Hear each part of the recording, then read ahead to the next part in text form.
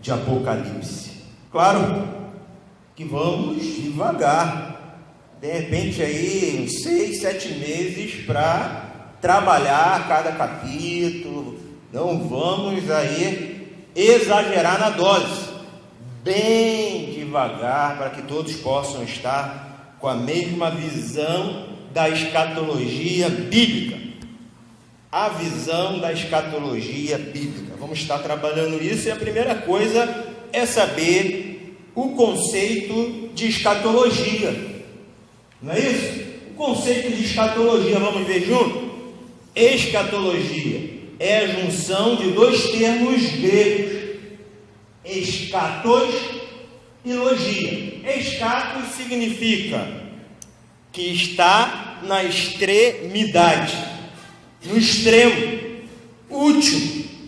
Mas logos significa estudo, palavra, discurso, razão, que é igual, na junção dos dois termos gregos, estudos das coisas do fim. Então esse é o termo que se ouve muito na teologia, falando sobre escatom, termo grego, escatologia, estudo das coisas do fim, das últimas coisas.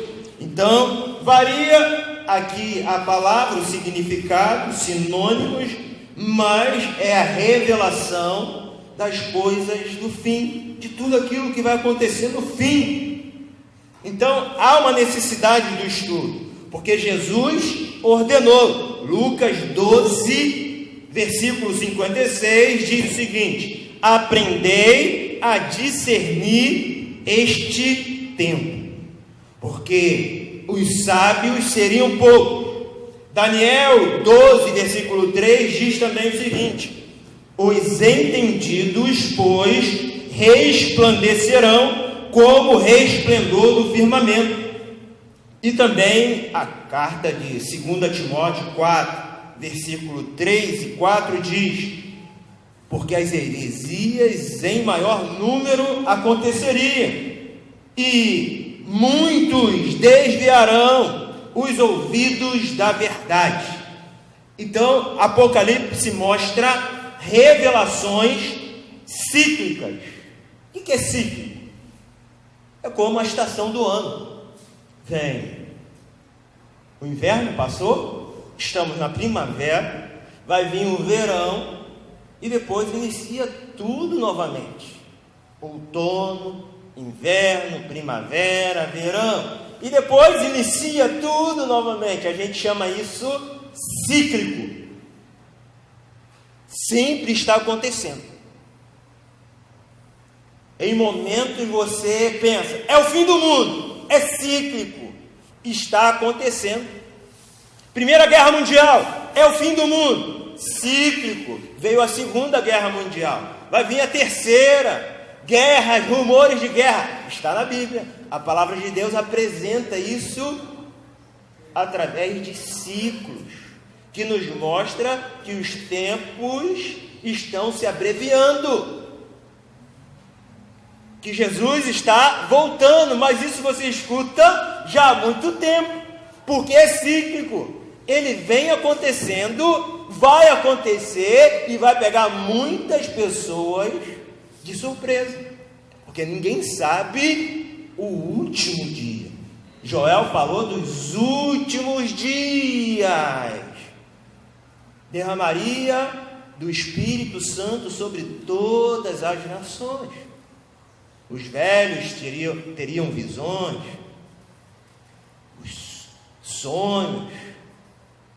Então, a gente observa que isso está acontecendo, vai acontecer, porque é cíclico. Mas a gente vai acompanhando através da revelação cíclicas, que apresenta logo no início as 7 igrejas, depois apresenta os 7 selos, depois 7 trombetas, 7 cânticos do Apocalipse. As 7 igrejas vêm do Apocalipse capítulo 1 ao 3. As 7 igrejas são apresentadas no capítulo 1 ao capítulo 3. Os 7 selos do capítulo 4 ao 7. Os selos são lacres que falam da história da humanidade. Somente Cristo pode desatar os selos. O 7º selo tem a revelação das 7 trombetas. No 7º selo se abre e nós acompanhamos ciclicamente as 7 trombetas, que são revelações futuras, que muitas delas já estão acontecendo em nossos dias. 7 trombetas, do Apocalipse 8 a 11, são juízos de Deus, as trombetas, sobre a terra e o papel da igreja durante a ira de Deus. É isso que a gente vai entender. Durante a ira de Deus é despejada na humanidade fogo, trevas, pestes, terremotos, guerras. E como a igreja se comporta nesse momento. E aí depois vamos estudar o arrebatamento, vamos estudar o milênio. Todas as questões estão diante do fim dos tempos, as últimas coisas que são reveladas através do Apocalipse. Vamos ver também o cântico da criação, capítulo 4. Cântico da redenção, capítulo 5. Cântico dos 144 mil. Cântico da antecipação da vitória. Cântico da vitória. Cântico do monte. Cântico do aleluia. Esses seriam os 7 cânticos que poderíamos estar trabalhando na igreja através de estudos.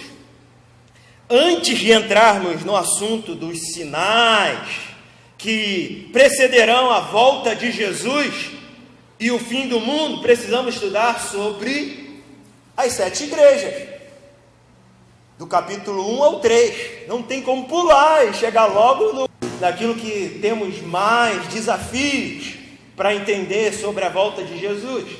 Temos que ir paulatinamente, e vamos estar nos aproximando de todo o conteúdo da volta de Jesus. Temos que ir um pouco devagar para entendermos o contexto, as cartas que foram enviadas para as igrejas do Apocalipse, da Ásia. Temos que entender isso. Temos que observar que essa carta foi escrita por João, apóstolo de Cristo. Recebe essa revelação na ilha de Pátimos. Se você quiser observar, está com a sua Bíblia aberta, Apocalipse 1:9 diz: essa primeira parte da revelação diz a respeito às 7 igrejas que Jesus diz a João. E ele diz o seguinte a João: o que vês, escreve em livro e manda às 7 igrejas: Éfeso, Esmirna, Pérgamo, Tiatira, Sardes, Filadélfia e Laodiceia. Então, logo no início, a gente observa uma visão. Deus tirando a cortina e abrindo os olhos de João para ver o futuro.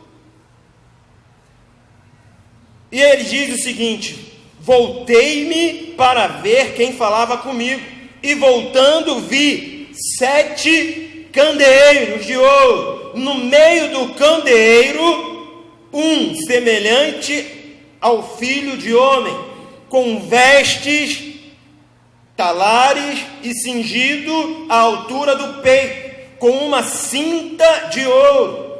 Apocalipse capítulo 1, versículo 11 ao 13. Esse filho do homem visto por João é Jesus Cristo. E além de estar no meio dos 7 candeeiros, ele tinha 7 estrelas na mão, que são as 7 igrejas, que ele está enviando a sua carta para essas igrejas. Essa visão nos traz então Jesus andando no meio dos 7 candeeiros e com as 7 estrelas na sua mão direita. Logo em seguida, Jesus explica o simbolismo quanto ao mistério das 7 estrelas que visto na minha mão direita e os 7 candeeiros de ouro. As 7 estrelas são os anjos das 7 igrejas. E aí há, já no início aqui, dificuldade para entender quem são esses 7 anjos que estão enviados como portadores dessa carta. E aí muitos dizem que são os pastores, os líderes daquela igreja, são os anjos. Uma interpretação. Nós vamos ver muitas interpretações, porque Apocalipse tem sim essa característica. Não só uma, são várias teses e muitos livros que foram escritos. Os autores, se pudessem, recolheria todos eles, porque foi uma tese errada, foi uma mal interpretação, um equívoco. Por isso a dificuldade para a gente entender esses simbolismos, quando não mencionado na Escritura. Aqui, quando menciona, também há dificuldade. Mas muitos também acreditam que são 7 anjos, como o anjo da guarda estaria protegendo aquelas 7 igrejas. Então a gente consegue entender 7 anjos como 7 líderes da igreja, e aí você fala que é o pastor, mas não tem nenhum contexto em qualquer outra parte da Bíblia que identifique que são pastores. E também não tem nenhum momento da Bíblia que aponta que são também 7 anjos, como o anjo da guarda, protegendo aquela igreja. Também não. E outra interpretação, que são 7 pessoas que ficaram responsáveis de levar essa carta, como portadores. Também são teses. E que a gente precisa saber e identificar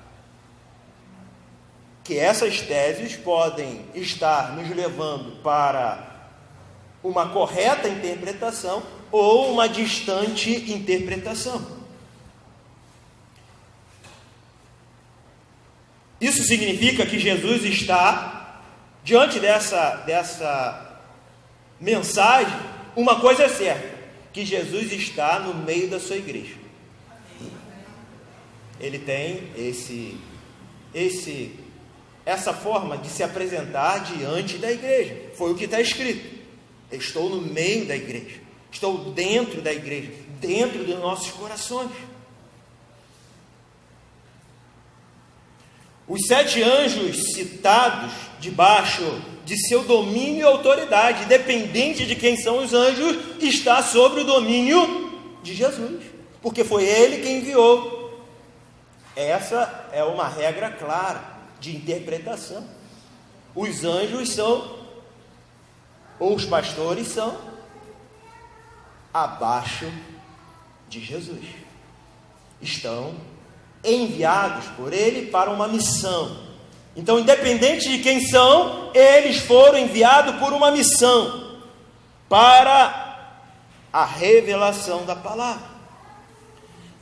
Logo no início da igreja cristã, nós observamos surgimento de igreja. Foi o estupim na festa do Pentecoste. E começou naquele momento a igreja saindo para fora, sendo levada através da evangelização, dos apóstolos e dos seguidores de Jesus a todos os lugares.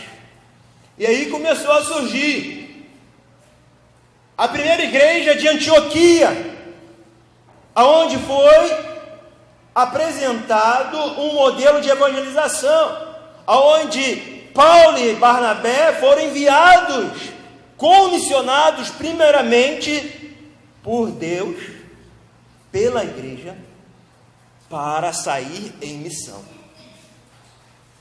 Vemos depois outras igrejas surgindo, a igreja de Atos. Se você observar, eu fiz um quadro com algumas igrejas. Não vou falar sobre Atos e Coríntios, vou falar sobre a primeira que é mencionada e enviada a carta, que é Éfeso.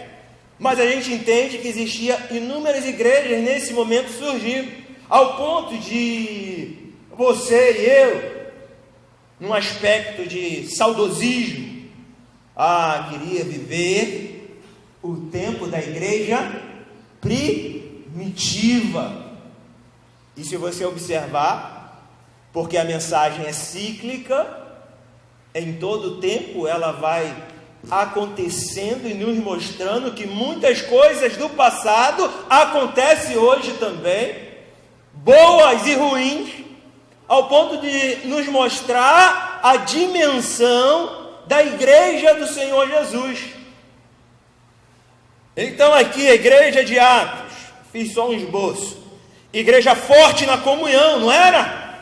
Fortíssima, repartiam tudo, mas tinha um problema. Olha o problema dela, mas com privilégio para alguns grupos.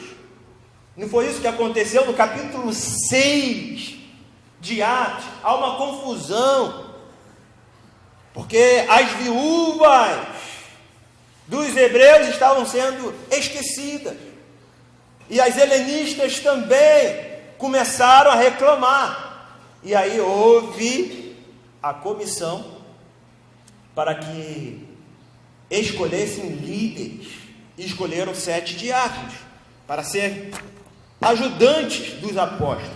Coríntios, uma igreja repleta de dons, é onde você tem mostrando inúmeros dons,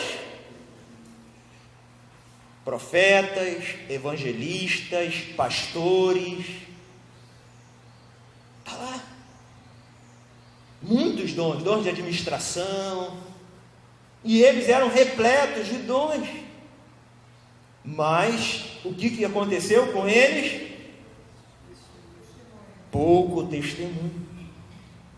testemunho, porque aponta que lá na igreja de Corinto existia um filho que dormia com a madrasta e ninguém estava querendo resolver essa situação, porque eram cheios de dons, tinha dom, era uma bênção, mas não tinha testemunho. Igreja de Éfeso foi chamada a lembrar-se, arrepender-se e voltar-se à prática do primeiro amor. Esmirna, diante do martírio, é exortado a ser fiel até a morte. Pérgamo, dividida entre a verdade e o engano, misturada com o mundo. Tiatira abria suas portas para o ensino de Jezabel. Jesus chama ao arrependimento. Sardes recebe o alerta de Cristo, que as suas obras não são íntegras diante de Deus. Filadélfia guardou a palavra de Deus e não negaste o nome de Jesus. Laodiceia, uma igreja sem fervor espiritual, morna, rica financeiramente, mas pobre espiritualmente. 2 igrejas só recebem elogios, Esmirna e Filadélfia. 4 igrejas recebem elogios e críticas, Éfeso, Pérgamo, Tiatira e Sardes. Uma igreja só recebeu crítica, Laodiceia. Diante do estudo inicial do Apocalipse, aonde estamos descortinando a igrejas que Jesus enviou essas cartas através de João, nós conseguimos enxergar a primeira, que é a igreja de Éfeso. E aí a primeira coisa que eu posso pensar com você é como pode esfriar meu amor por Cristo. Como pode esfriar meu amor por Cristo? O que pode acontecer? O meu coração começar a congelar e eu não sentir mais nada ao entrar na igreja, ao ler a Bíblia, ao me ajoelhar diante de Deus. Nada, não ouço nada, não sinto nada, um vazio, um sentimento de abandono. E aí quando a gente coloca num exemplo de um casal, e o amor esfriando, aonde os cônjuges não conversam mais, não se beijam mais, não se relacionam mais. E aí do casal diz: não sinto mais nada por você. Parece que o amor esfriou. E aí alguns psicólogos colocam que paixão, aquele sentimento furacão, amor, maturidade. Ontem eu completei 12 anos de casado, bem casado, graças a Deus. Um filho abençoado, graças a Deus. Mas com o tempo as coisas vão diminuindo. Antigamente, quando estava para conhecer minha futura esposa, namorar com ela, a gente escrevia cartinhas, né? Carta de amores. Ficava no telefone horas, não é mesmo? Hoje tudo se reduz. Não tem mais aquela característica de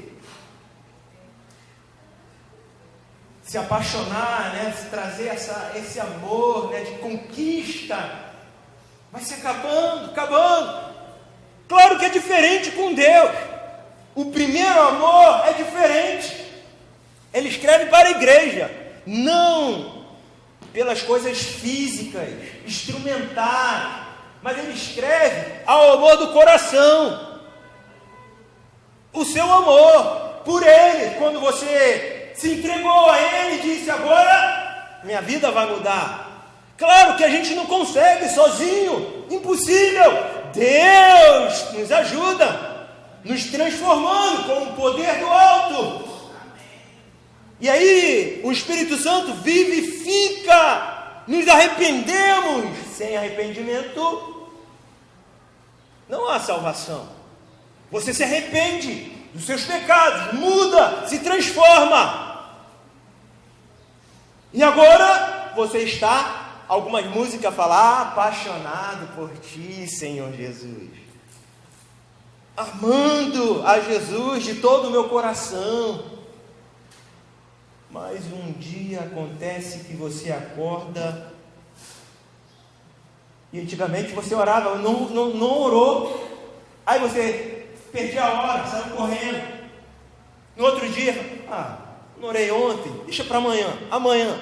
Aí você vai orar só amanhã, mas o amanhã nunca chega, porque amanhã você diz amanhã. E aí o amor vai esfriando, porque você não está mais conversando com Deus. E aí o amor vai deixando ser prioridade, ser cuidado. O amor tem que cuidar dele. Não é isso? O amorzão a gente não cuida do amorzão? Cuida. É uma característica do verdadeiro amor. Não tem como mais se separar. É uma vez só, para sempre. até a morte que nos separe. E o amor que Paulo diz que sente por Deus, nada pode me separar de ti, nada, nem ninguém, nem a perseguição, nem a espada, nem o naufrágio, nem a decepção entre irmãos, nada, nem a guerra, nem o porvir, nem o futuro, nem o passado, nem o presente, nada vai me separar de ti, nem anjos, nem potestade, principados, nada. Como Pedro disse para Jesus: por ti darei a minha vida.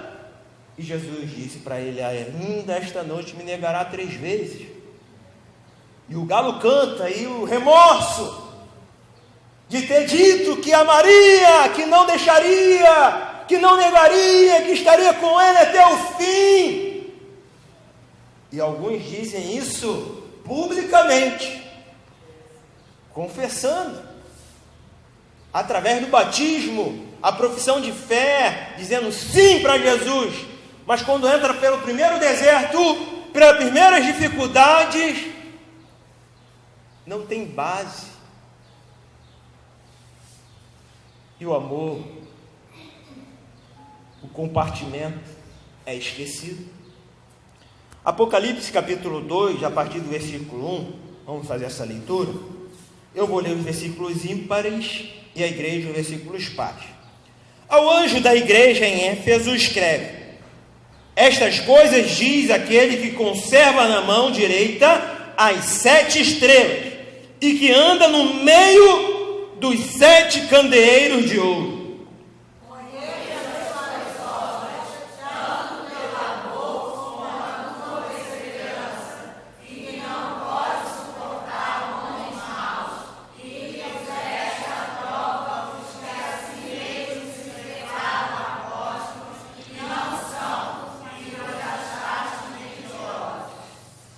E tens perseverança, e suportaste provas por causa do meu nome, e não deixaste esmorecer. Tenho, porém, contra ti que abandonaste o teu primeiro amor. Que coisa, hein? Eu vi uma outra versão, queria que a gente lesse juntos. Olha uma outra versão. Mas tem uma coisa,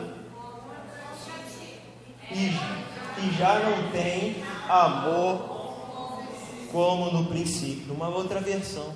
Deixaste o primeiro amor? Não tens amor como no princípio. Ele esfriou. E aí a gente tem que identificar em qual momento essa igreja esfriou. Vamos ver a seguir. Versículo 5. Vamos ler juntos? Lembra-te, pois, de onde caíste, arrepende-te e volta à prática das primeiras obras, e se não te moverei do seu lugar o teu candeeiro, caso não se arrependas. Vamos orar? Feche seus olhos mais um momento. Senhor Deus, abençoa a tua palavra. Tudo que já vimos essa manhã, Deus, renova a nossa fé, aumenta o nosso amor, traz conhecimento da Escritura. É o que eu te peço, Deus, em nome de Jesus. Amém. Éfeso, a igreja do primeiro amor frio. Inventei essa palavra. Acho que já existe, né? Não sei. Não está no dicionário, procurei. Amor frio. A igreja do primeiro amor frio. Vamos repetir? A igreja do primeiro amor frio. Eu procurei na Bíblia, não existe nenhuma outra recomendação ou exortação dizendo do amor frio. O amor que foi esquecido, foi abandonado, foi congelado, esfriar, e tantos outros sinônimos. Uma igreja do amor frio. Imagina, coloca uma placa, igreja do amor frio. Quem entra nela? Mas tem gente que tem pessoa para tudo. Eu gosto dessa igreja, que eu não gosto de rir, não gosto de falar com ninguém. Cumprimenta o irmão que está ao seu lado. Amor filho, ninguém olha para ninguém. Vamos louvar, vamos ficar de pé. Todo mundo fica sentado. Vamos cantar, ninguém canta. Vamos evangelizar, ninguém vai.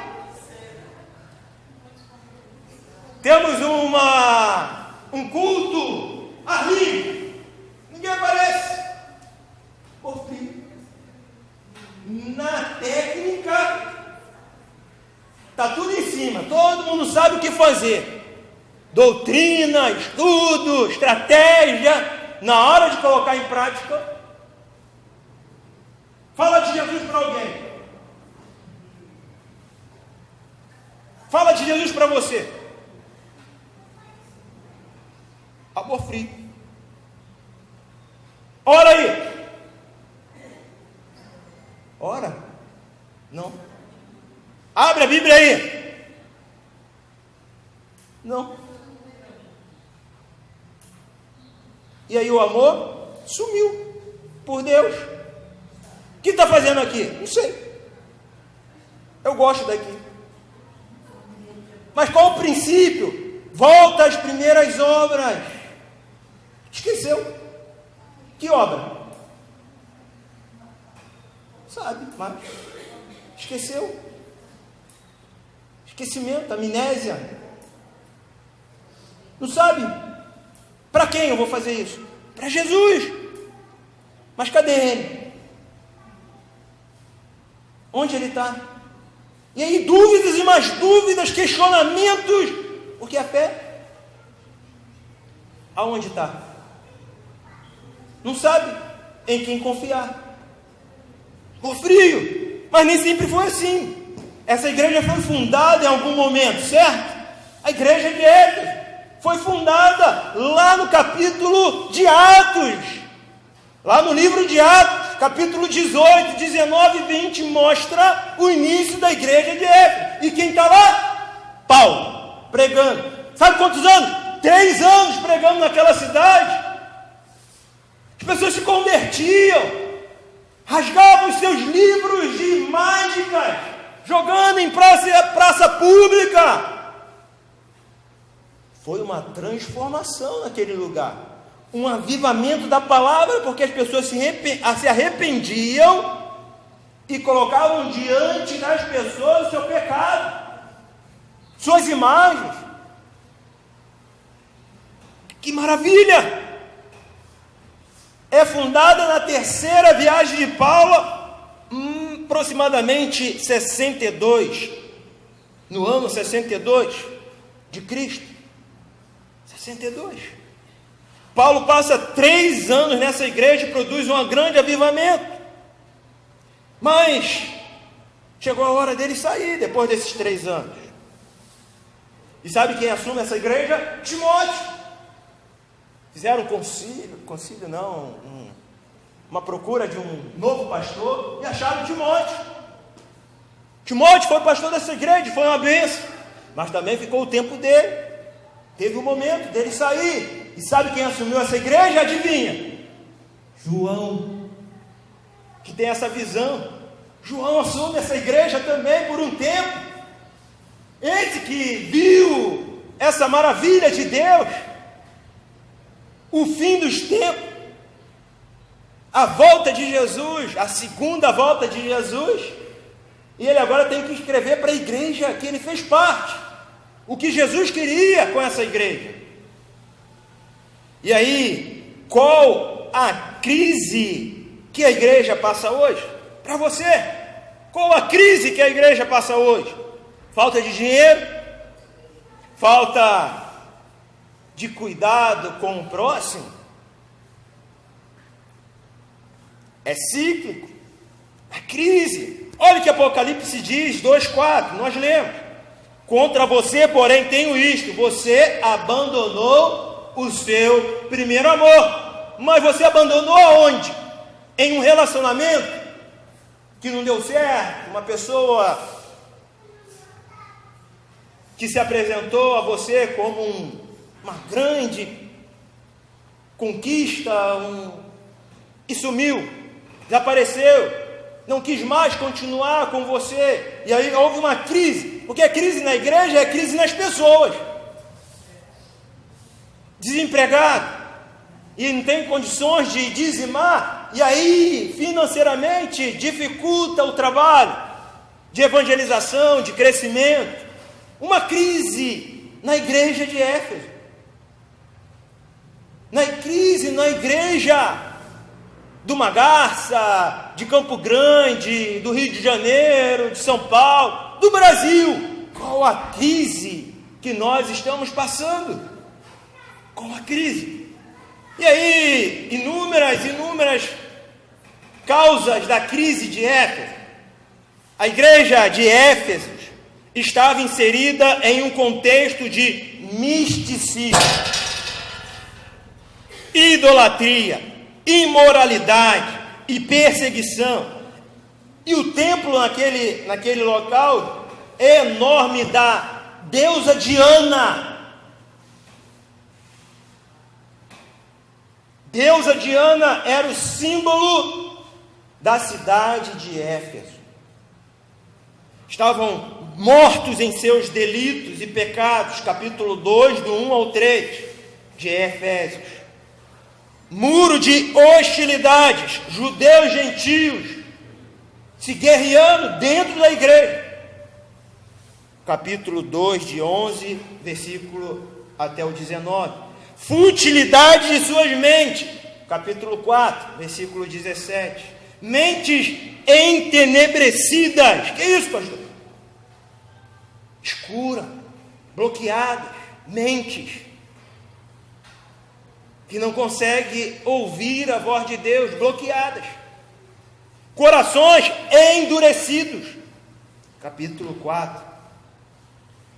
Egoísmo e licenciosidade, também no capítulo 4 mostra.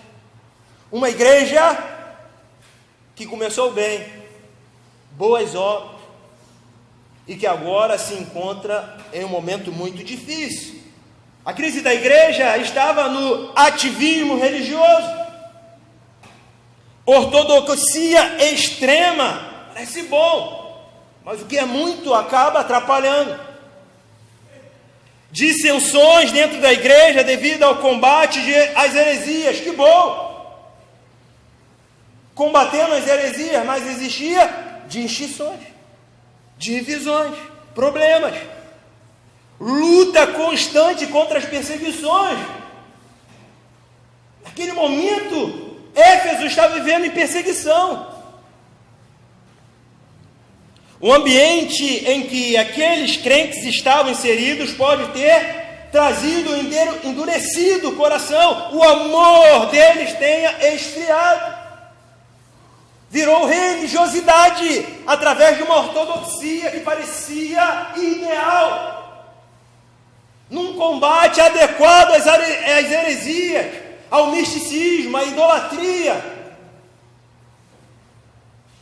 Mas cada coração é diferente. O desejo do teu coração é diferente do meu desejo do coração. A princípio, quando entregamos nossa vida a Jesus, é o mesmo. Mas com o passar do tempo, nós vamos nos modificando, ao ponto de se trazer problemas para aquilo que começou bem. O nosso conhecimento teológico deve nos aproximar dele, não nos afastar dele. Tem muita gente que entra ao seminário e, em vez de se aproximar através do conteúdo bíblico que aprende, se afasta. Passa a não acreditar mais na Bíblia como palavra infalível de Deus. E aí, adianta defendermos a nossa fé e sermos indiferentes com os irmãos? Sou cristão, mas tudo o que acontece no meio da igreja, indiferente. Não é comigo. Isso vai esfriando a sua vida com Deus. Não sabemos o que foi a crise de Efésios, e nem se estamos vivendo numa crise no Rio de Janeiro, ou nesse momento cíclico que a igreja vive hoje, com várias teologias liberais, teologias homossexuais, teologia da libertação, teologia social, teologia da prosperidade, teologia demoníaca, teologia de cura, inúmeras associações que pode trazer em você e em mim um esfriamento, devido a um aborrecimento seu, devido a algo que não foi esclarecido, que não foi recebido por você de uma maneira adequada, e você se decepcionou, primeiro com Deus, depois com a igreja, depois consigo mesmo, depois com tudo que há na sociedade, e não consegue encontrar o verdadeiro amor que iniciou a sua caminhada com Deus. Éfeso está assim. Os irmãos estão sendo exortados através de Jesus, através desta carta, a se arrepender de quê? Do esfriamento, da falta de amor. Esse é o início da carta de Apocalipse, que veremos e trabalharemos durante alguns meses. Mas a primeira coisa que a palavra diz, que nos últimos dias o amor, parece claro, a primeira recomendação, não deixarmos o amor perdido, esquecido, esfriando, para que nos dias do último dia, finais, não sejamos exortados a nos arrepender de algo que tornou religioso em nossa vida, e nós não mais cremos, é religioso, não sabemos porque temos, e somos, porque virou algo comum, mas não algo de valor. Hoje, a igreja de Éfeso, bem como a cidade, não passa de ruínas. As ruínas, hoje visitadas pelos turistas, observam, tiram foto, releiam a carta de Efésios, no início de Apocalipse também, que mostra e identifica que essa igreja ruiu. O primeiro amor congelou. Aquela sociedade apareceu. E para terminar e entender o que pode aquecer o meu amor por Deus, já que ele pode sofrer a dor do esfriamento, mas como eu posso combater isso? Como eu posso transmitir esse amor a Deus novamente? A primeira coisa é se arrepender. É o que João, através da carta, da visão do Apocalipse, aconselha através do requisito: arrependa-te. Arrependimento nos leva a uma confissão a Jesus, e Ele nos perdoa, e aquilo é apagado, é tirado da nossa mente, do nosso coração. Aquilo que estava atrapalhando, Deus retira, e nós conseguimos enxergar novamente, termos fé novamente. Precisamos ter fé no Redentor. No capítulo 1 de Efésios mostra que aquela igreja tinha um Redentor, e você e eu devemos ter um Redentor que nos resgatou. Esse é o Redentor. Ele também nos reconciliou, o Redentor. No capítulo 2, mostra que ele reconciliou o homem com Deus. E nós, para estarmos com esse amor sempre vivo, precisamos disso em nossa vida. Reconciliação com Deus.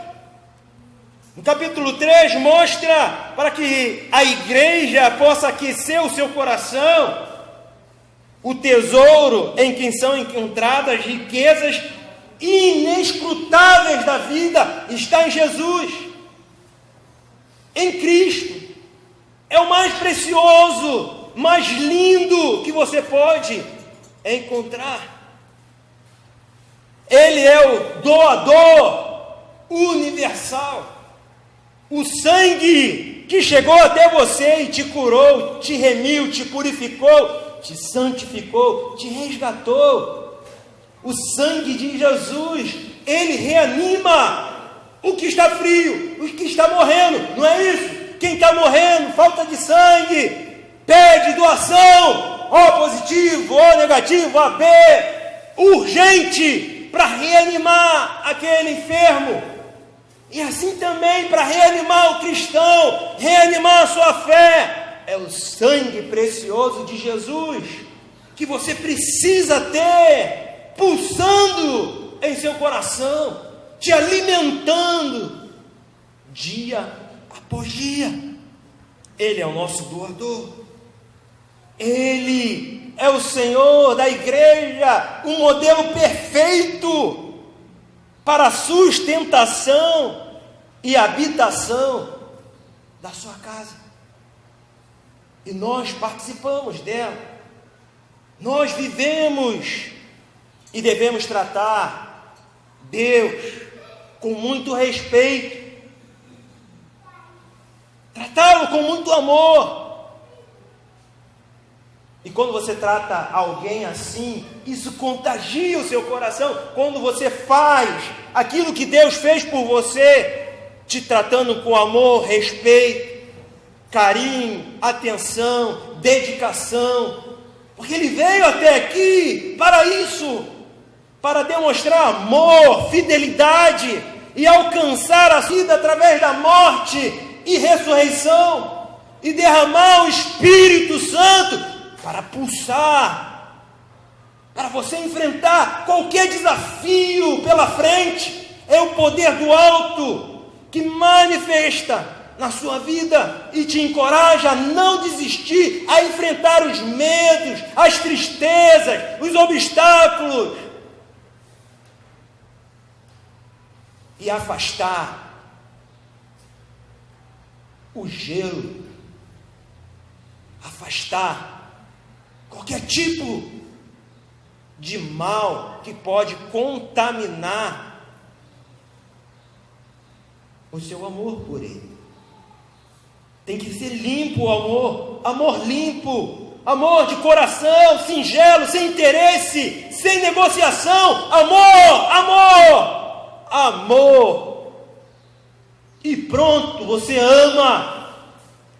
Eu amo Viviane, amor, eu amo Jonathan, é amor. Não sei identificar. A gente diz que é inefável o amor, incompreendido, como o amor de Jesus por nós, tremendo, incomparável. O amor que Jesus sente por cada um de nós. Que amor maravilhoso é esse? Que nos sustenta. E quando negociamos o amor, nós corrompemos o que sentimos com Ele, porque é um amor de interesse, um amor para conquistar alguma coisa, para ser alguma coisa.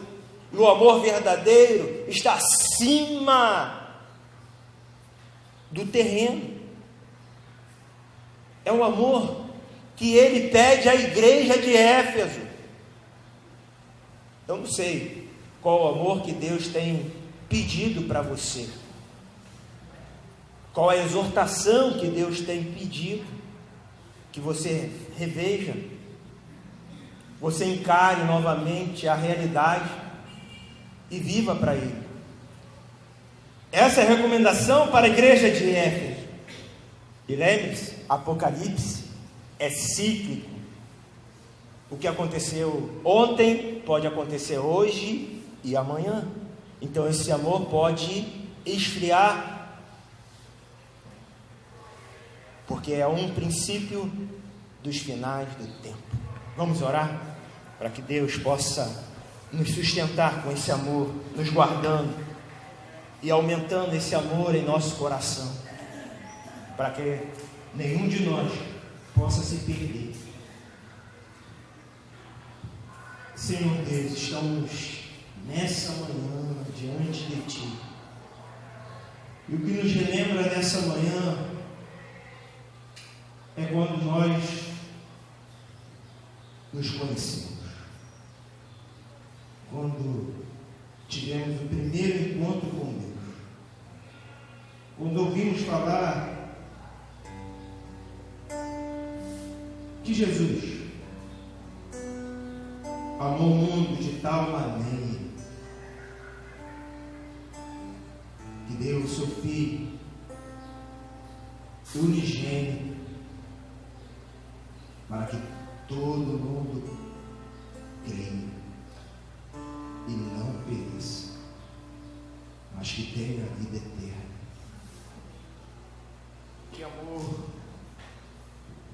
Que amor maravilhoso, aonde decoramos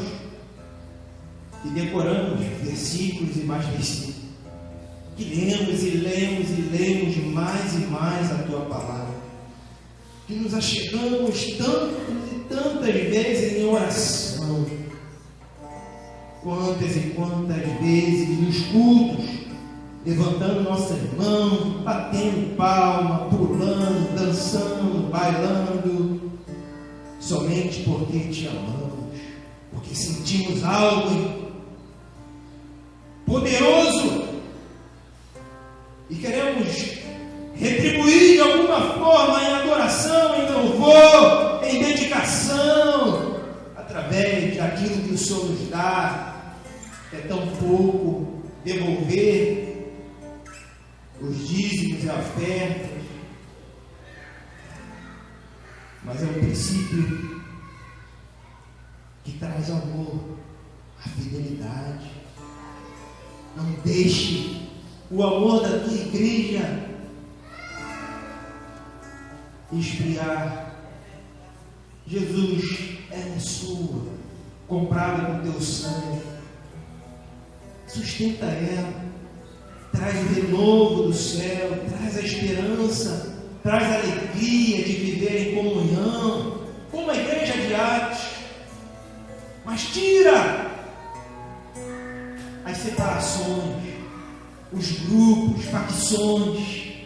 Deixa só a comunhão, Deus. Deixa só o Teu amor pairando nesse local, forte, tremendo, alimentando cada um de nós. Deus, faz essa conexão em nossa mente, nos reconecte contigo, brilha em nós o Teu amor novamente. Levanta-nos nesta manhã para acordar e cair de joelhos diante de Ti em oração, agradecer, dizendo: Deus, eu Te amo. O Senhor é tudo para mim. Eu Te amo, Jesus. Eu Te amo porque deste uma família e eu não vivo mais solitário. A igreja de Jesus se tornou a minha família. E eu posso confiar na Tua igreja, eu posso viver com a Tua igreja, eu posso estar trabalhando na Tua igreja e confiando que o Senhor voltará. E eu estarei trabalhando na Tua obra. Receberei o Senhor na Tua obra. Me guarde, Deus, me proteja, nos dê forças para continuar. É o que eu te peço nessa manhã, para mim e para a tua igreja, Senhor Jesus. Que o amor de Jesus Cristo,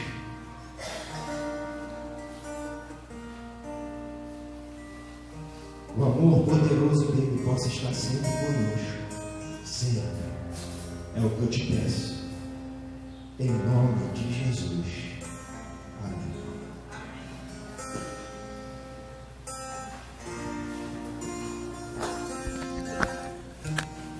Estamos finalizando.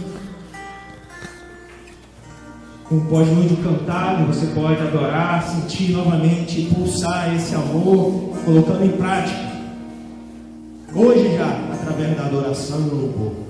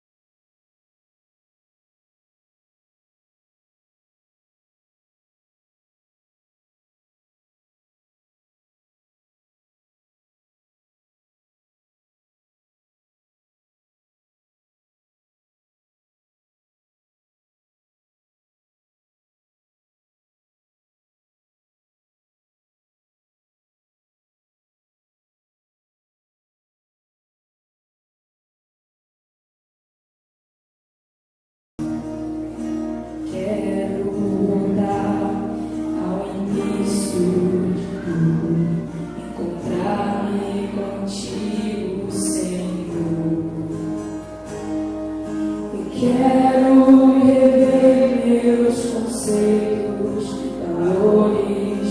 Eu quero reconstruir. Vou regressar ao caminho, voltar às primeiras obras, Senhor.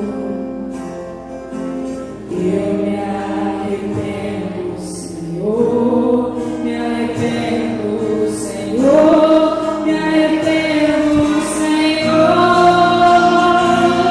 Eu quero voltar ao primeiro amor, ao primeiro De Apocalipse. Claro que vamos devagar. De repente aí uns 6, 7 meses para trabalhar cada capítulo. Não vamos aí exagerar na dose. Bem devagar, para que todos possam estar com a mesma visão da escatologia bíblica. A visão da escatologia bíblica. Vamos estar trabalhando isso, e a primeira coisa é saber o conceito de escatologia. Não é isso? O conceito de escatologia, vamos ver junto?